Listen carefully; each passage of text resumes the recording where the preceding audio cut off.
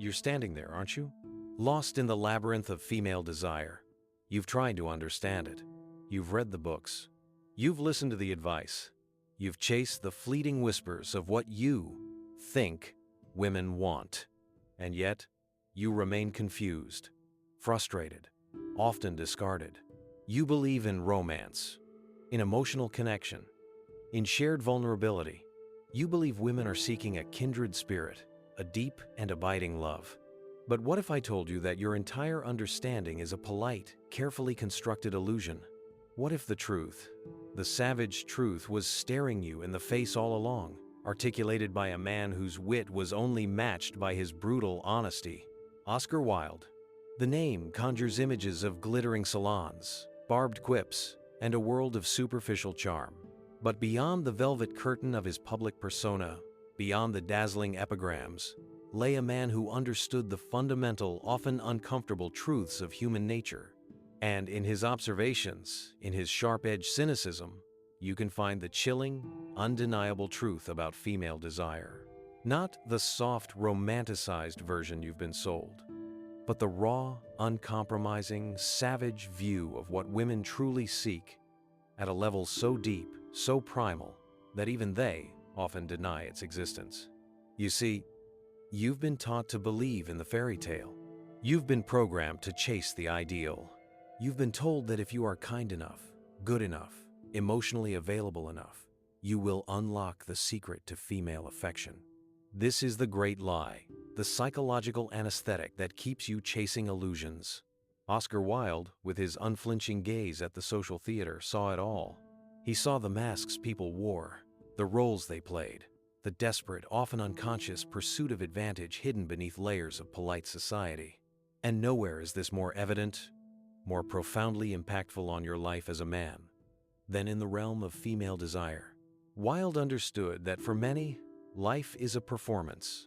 And in this performance, female desire is not a soft, gentle longing for love, but a relentless, often unconscious drive toward security, status, and the highest possible genetic and material advantage. He saw through the delicate sensibilities and the cultivated charm to the bedrock of pragmatic self-interest.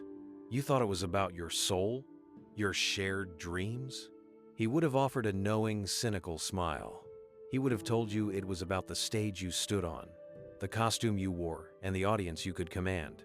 Consider what you've been chasing: validation, approval, the elusive promise of a woman's affection. You've poured your energy, your resources, your very essence into trying to earn love. But Wilde understood that love, in the conventional sense, is often a secondary consideration, a pleasant byproduct, or even a convenient justification for a far more fundamental transaction. He saw marriage, for instance, not as a purely romantic union, but as a social and economic arrangement. And female desire, therefore, was not merely a yearning of the heart, but a strategic calculation of what a man could provide, what status he could confer, what comfort he could ensure. This is the savage truth. Female desire, at its core, is inherently pragmatic, driven by the imperative to secure and optimize. You're constantly trying to meet their needs, aren't you? You're adapting, evolving, becoming the man you think they want you to be. You reshape your opinions, your hobbies, even your very personality, all in the desperate hope of aligning with their perceived desires. But Wilde knew that chasing approval is a fool's errand. He understood that true desire is often ignited not by conformity, but by presence, by power, by a man who is so unapologetically himself that he doesn't need to play by anyone else's rules.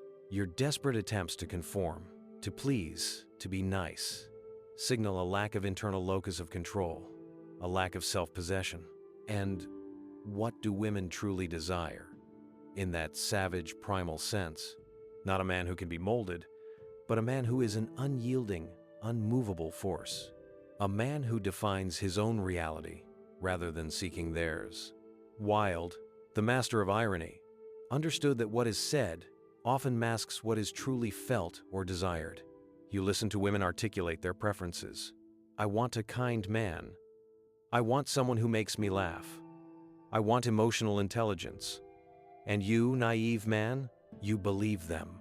You strive to embody these traits, P.S. Annotated, pouring your energy into becoming the perfect emotional support animal, the tireless comedian, the unwavering source of kindness. But Wilde would have seen through this. He would have recognized that these are the stated desires, the socially acceptable narratives. The savage truth of female desire lies deeper in the unconscious longing for strength, for security, for a man who embodies competence and command, regardless of whether he perfectly aligns with the superficial checklist.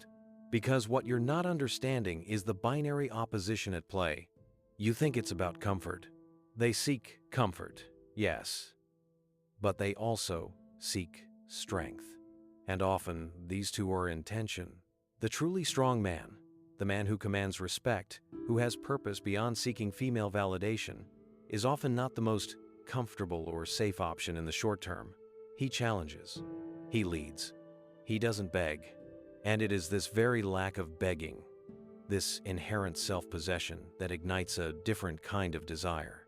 Not the desire for a pleasant companion, but the deeper, more primal desire for a partner who can navigate the complexities of life, who can provide not just comfort, but direction and unwavering resilience.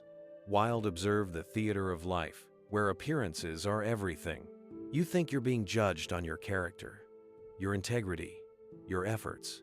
But in the savage calculus of female desire, you are often judged on your presentation, your perceived status, your ability to project an aura of competence and success.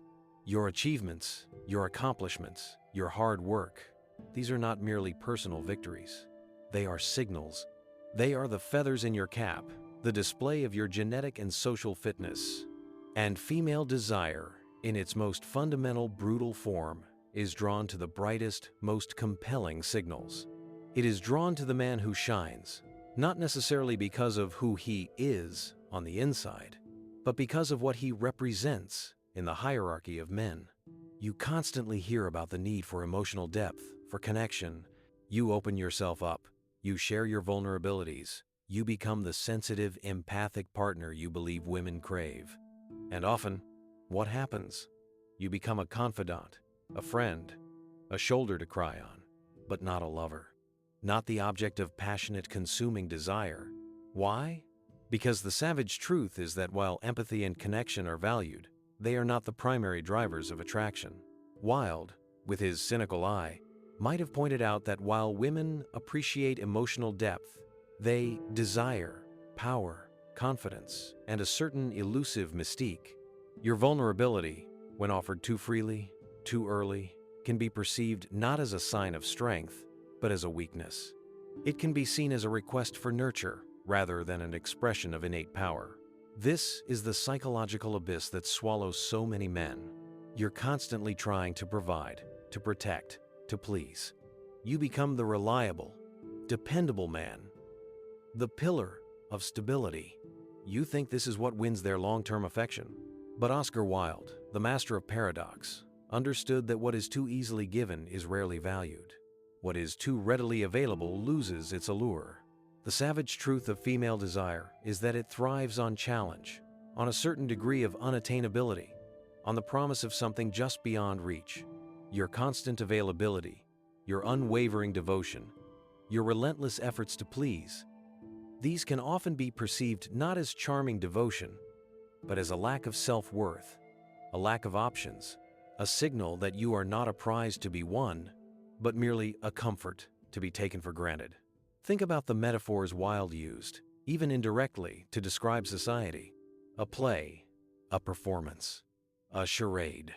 And you, as a man seeking to understand women, you're often just an actor in their play, trying desperately to deliver your lines perfectly, hoping to earn their applause. But the problem is, you're playing by their script, not your own. You're seeking their validation, not defining your own worth. And the man who understands the savage nature of desire, who sees through the charade, is not an actor. He is the director. He writes his own script. He defines his own worth. He doesn't seek applause. He commands attention. And this leads us to the terrifyingly lonely path of individuation. The path where you stop seeking external validation from women, where you stop trying to decipher their contradictory signals and, instead, earn inward. Oscar Wilde, who lived a life that challenged societal norms, understood the immense courage it takes to be truly oneself, to pursue one's own truth regardless of external approval. This is the path to overcoming the psychological puppet strings that female desire often uses to control you. Because as long as your sense of worth is tied to their approval, as long as you are chasing their validation, you are a puppet. Your desires are secondary. Your purpose is diluted. This isn't about hating women. This isn't about becoming bitter. This is about clarity. This is about seeing the world, and especially gender dynamics, with the brutal, unvarnished honesty that Oscar Wilde brought to all his observations. It's about understanding that the game you're playing is rigged by biological imperatives and societal conditioning, and that you can only truly win by understanding the rules and then choosing to play by your own rules. The truth is, most men will never understand this. They will continue to chase the illusion. They will continue to believe in the romantic fairy tale, even as they face repeated rejection, confusion, and disappointment. They will continue to pour their energy into becoming the nice guy, the provider, the emotional support system, only to watch women choose men who embody strength, purpose, and unapologetic self-possession. They will remain in their state of emotional anesthesia, numb to the painful but liberating truth. But you have a choice. You can choose to remain blind, to continue believing the comfortable lies, to chase the impossible ideal of female desire as a purely emotional, selfless pursuit.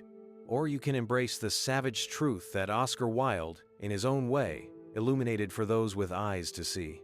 That female desire is a force of nature, primal and often ruthless in its pursuit of what is beneficial. It is drawn to strength, to status, to competence, to a man who is the master of his own domain, not a supplicant in hers. And when you truly internalize this, when you stop seeking their validation and start building your own empire, whether that's an empire of intellect, of wealth, of physical prowess, or of profound purpose, then you will witness a transformation. Not in women, for their core desires remain constant, but in your relationship to them. You will no longer be a pawn in their game. You will no longer be chasing a fleeting ghost. You will become the prize.